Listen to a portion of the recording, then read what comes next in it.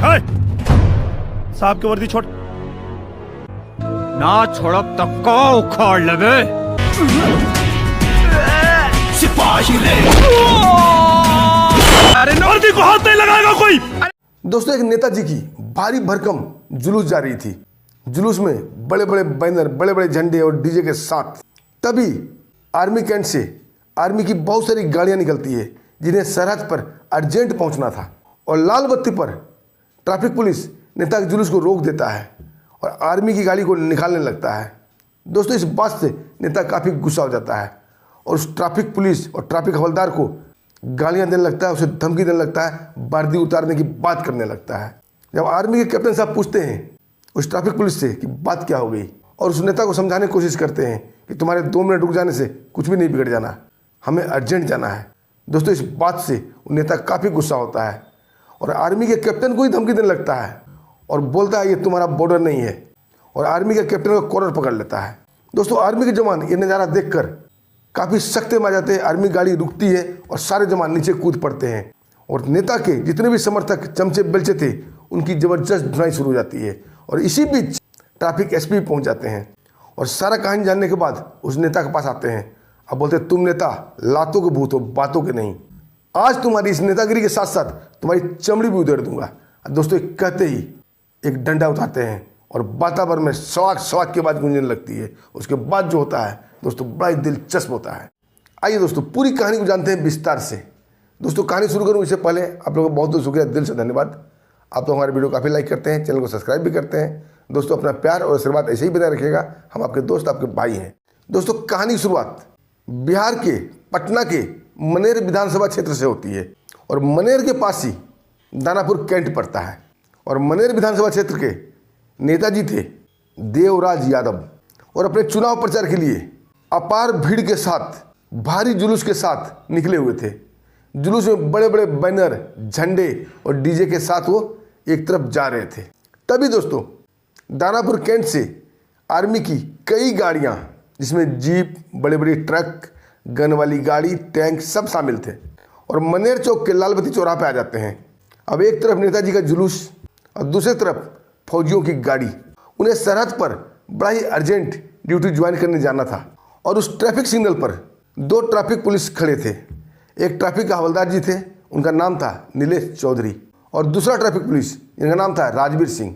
Traffic हवलदार नीलेश चौधरी जैसे ही army की गाड़ी देखता है, ट्रैफिक पुलिस राजवीर से बोलता है कि राजवीर देखो, फौजी कहीं अर्जेंट जा रहे हैं, इस नेता के जुलूस को रोको, पहले फौजी की गाड़ी को निकल जाने दो।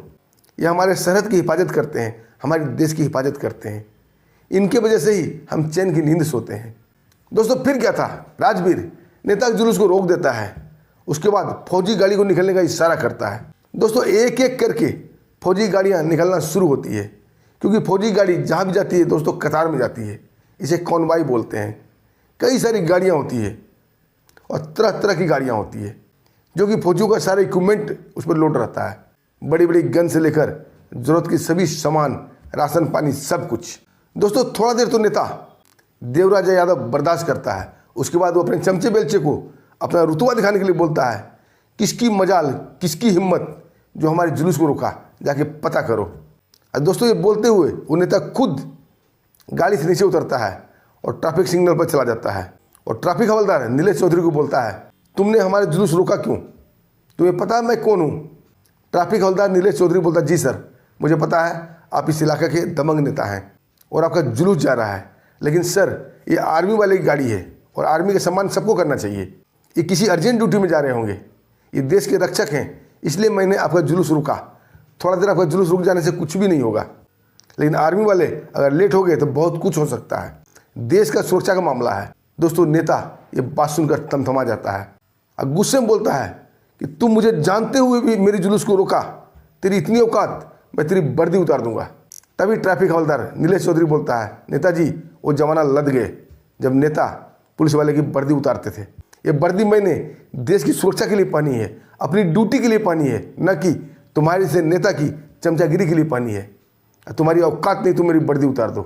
दोस्तों, नेताजी तो ये समझ रहे थे कि ट्रैफिक पुलिस बेचारा हमसे गिड़गिड़ाएगा, रिक्वेस्ट करेगा, लेकिन वो देशभक्त ट्रैफिक पुलिस नीलेश चौधरी नेता के सामने नहीं गिड़गिड़ाता है और अपनी ड्यूटी बताता है। दोस्तों इस बात से नेता काफ़ी तमतमा जाता है और दोनों में गर्मा गर्म बात होने लगती है और नेता ट्रैफिक पुलिस नीलेश चौधरी को धमकाने लगता है। दोस्तों इधर आर्मी की सारी गाड़ियां धीरे धीरे करके निकल रही थी और आर्मी का रूल है सबसे लास्ट गाड़ी में उनके ऑफिसर होते हैं, उनके कैप्टन साहब होते हैं या मेजर साहब होते हैं। जैसे ही लास्ट में आर्मी की जिप्सी आती है, कैप्टन साहब ने देखा एक नेता ट्रैफिक पुलिस से उलझा पड़ा है। दोस्तों वो कैप्टन साहब उस ट्रैफिक पुलिस के पास आते हैं, बड़े प्यार से बोलते हैं, क्या बात होगी डियर, ये खादी कपड़ा वाला तुमसे क्यों उलझ रहा है। और ट्रैफिक हवलदार नीलेश चौधरी बोलता है, सर इनकी जुलूस आ रही थी, मैंने जुलूस को रोका ताकि आपकी गाड़ी निकल सके, इस बात से खपा हो गए हैं। अब बोलते हैं मेरा इलाका है। दोस्तों ये बात सुनते ही कैप्टन साहब गाड़ी से नीचे उतरते हैं, बड़ा ही रौबदार चाल से बूट की ठक ठक करते हुए वहाँ पे आते हैं और बोलते हैं, नेताजी अगर 5-7 मिनट आपकी जुलूस रुक गई तो कौन सी विपत्तियाँ पड़ी, कौन सा आफत आ गया, क्यों इस बेचारे को धमका रहे हो, ये तो अपना ड्यूटी कर रहा है। 2-4 मिनट आपका जुलूस रुक जाने से कुछ भी नहीं होगा, लेकिन हमारी गाड़ी बहुत ही अर्जेंट जा रही थी, हमारे जवान सरहद पर ड्यूटी चेंज करने जा रहे हैं, उसी सरहद पर जहां आए दिन गोलाबारी होती है और हम फौजी उस गोलाबारी को झेलते हैं, तब आप नेता और पब्लिक चैन की नींद से सोते हैं। दोस्तों ये सुनकर नेता काफ़ी गुस्से में आ जाता है। अब बोलता है, कैप्टन ये तुम्हारा बॉर्डर नहीं है, तुम अपने काम से काम रखो और जाओ यहाँ से, ये मेरा इलाका है। दोस्तों कैप्टन साहब नेता की इस बात पर हंसते हुए बोलते हैं कि नेताजी देश का हर कोना कोना मेरा है, इसमें इलाका की बात कहाँ से आ गई, हम तो उस बर्फीले चोटी पर भी इसी शान के साथ खड़े रहते हैं, जहाँ 1 मिनट भी आप खड़े रह जाओ तो आपकी सांसें थम जाएगी, आपका हार्ट फेल हो जाएगा। दोस्तों ये सुनकर आंखें तरेरते हुए नेताजी बोलते हैं, ओए कैप्टन अपना जुबान संभाल के बात कर, वरना तेरा भी वर्दी उतरवा दूंगा। दोस्तों अब तक तो मामला ठीक था, लेकिन बात वर्दी पे आ गई थी और दोस्तों ये सुनकर कैप्टन साहब काफ़ी गुस्से में आ जाते हैं, आंखें उनकी लाल हो जाती है, चेहरे के नस तन जाते हैं, दोनों मुठियाँ भिज जाती है और गुस्से में नेता की आंखों में आके डाल के बोलते हैं कि नेता वर्दी तुम तो क्या, तेरा बाप भी नहीं उतरवा सकता, ये आर्मी की वर्दी है और आर्मी की वर्दी तुम्हारी से नेता और मंत्री की सिफारिश से नहीं मिलती है, आर्मी की वर्दी शहादत से मिलती है, और दोबारा अगर वर्दी उतारने की बात की ना, यहीं तेरा खाल उतार दूंगा। दोस्तों ये सुनकर वो नेता काफ़ी तमतमा जाता है और कैप्टन को धमकाने वाले अंदाज में बोलता है कि देख रहे हो हमारी जनता कितनी पब्लिक हमारे साथ है, अगर एक एक थप्पड़ इसने लगा दिया ना तुम्हारी कचूमर निकल जाएगी। और दोस्तों अकल के साथ अपने भीड़ अपने समर्थक की तरफ वो नेता देखने लगता है। तभी कैप्टन साहब गुस्से में बोलते हैं कि नेता हम फौजी हैं और दुश्मन की गोली हमें नहीं डरा पाई तो तुम नेता और तुम्हारी नेतागिरी हमें क्या डराएगी, हमें डराने की कोशिश मत करो वरना अंजाम अच्छा नहीं होगा। तभी नेता गुस्से में बोलता है, कैप्टन तुम मुझे धमका रहे हो, तुम्हें शायद मेरी पावर की पता नहीं। कैप्टन साहब बोलते हैं, नेताजी मैं आपको धमका नहीं रहा हूँ, आपको याद दिला रहा हूँ, ये देश नेतागिरी से नहीं चलती है, ये फौजियों के खून की शहादत से चलती है, मुझे अर्जेंट जाना है वरना मैं तुम्हारा इलेक्शन यहीं करा देता। दोस्तों ये बात सुनते ही नेता काफ़ी उग्र हो जाता है, गुस्से में आ जाता है और तेरी ये मजाल कहते हुए वो कैप्टन का कॉलर पकड़ लेता है। दोस्तों इधर पूरे फौज की गाड़ी रुक चुकी थी और जवान अपने कैप्टन साहब को देख रहे थे कि आखिर कैप्टन साहब कर क्या रहे हैं, क्योंकि बिना कैप्टन साहब के गाड़ी आगे नहीं बढ़ सकती। और जैसे नेता ने कैप्टन का कॉलर पकड़ा, दोस्तों फिर क्या था, फौजियों ने आओ देखा न ताओ, सारी गाड़ी वहीं स्टॉप, पूरे फौजी गाड़ी से नीचे कूद पड़े, किसी ने किसी से कुछ नहीं पूछा, कुछ नहीं जांचा और सीधा सरपट दौड़ कर चौराहे पे आते हैं और नेता के साथ साथ नेता के चमचे बेलचे और उनके समर्थक पर टूट पड़ते हैं। दोस्तों वो लाल बत्ती चौराहा एक घमासान युद्ध में बदल चुका था, लेकिन फौजियों के सामने नेता के चमचे बेलचे नहीं टिक पाते हैं। थोड़ी ही देर में पूरी भीड़ तितिर बितिर होने लगती है, उनके चमचे बेलचे को कस के धुना जाता है। फौजी काफ़ी गुस्से में थे, किसी को छोड़ने के मूड में नहीं थे, जो सामने आता उसी को उठा कर पटक देते, उसी को लात, उसी को बॉक्सिंग, उसी से फाइट, धुआंधार पिटाई हो रही थी। दोस्तों ये देखकर नेता काफ़ी बौखला जाता है। तभी कैप्टन साहब बोलते हैं, नेताजी आपने सिर्फ फौज की वर्दी को छुआ तो ये हुआ, अब बताओ अगर वर्दी आप उतार दोगे तो क्या होगा। दोस्तों ये सब कहानी, ये सब ड्रामा और ट्रैफिक हवलदार नीलेश चौधरी भी देख रहा था और तुरंत अपने ट्रैफिक एसपी अरविंद शेखावत को फ़ोन कर देता है और सारा सिचुएशन उन्हें बता देता है। अरविंद शेखावत भी मौके पर 5 मिनट के अंदर अंदर ही पहुंच जाते हैं और आते के साथ ही वो ट्रैफिक हवलदार नीलेश चौधरी से पूछते हैं क्या माजरा है। दोस्तों नीलेश चौधरी सारी कहानी ट्रैफिक एसपी अरविंद शेखावत को बता देता है कि सर इनका जुलूस आ रहा था। मैंने जुलूस को 2 मिनट के रोक दिया और आर्मी की गाड़ी को निकलने का इशारा किया और ये नेताजी काफ़ी गुस्सा हो गए। उसके बाद कैप्टन साहब ने हमसे हालचाल पूछा कि नेताजी गुस्सा क्यों हो रहे हैं, और ये नेताजी एक कैप्टन साहब से उलझ पड़े और यहाँ तक कि इन्होंने इनका कॉलर पकड़ लिया। फिर ये फौज के जवान काफ़ी गुस्सा हो गए और इनके चमचे बेलचे इनके समर्थक की धुनाई कर रहे हैं। दोस्तों, ट्रैफिक एसपी अरविंद शेखावत नीलेश के कंधे पर हाथ रखते हुए बोलते हैं, वेल डन नीलेश, तूने बहुत अच्छा काम किया। ये देश के रक्षक हैं, इनका पहला हक बनता है और ऐसे भी आर्मी वाले किसी अर्जेंट ड्यूटी में ही जाते हैं। तूने बहुत अच्छा किया, लेकिन आज इस नेता की नेतागिरी में निकाल के ही रहूँगा।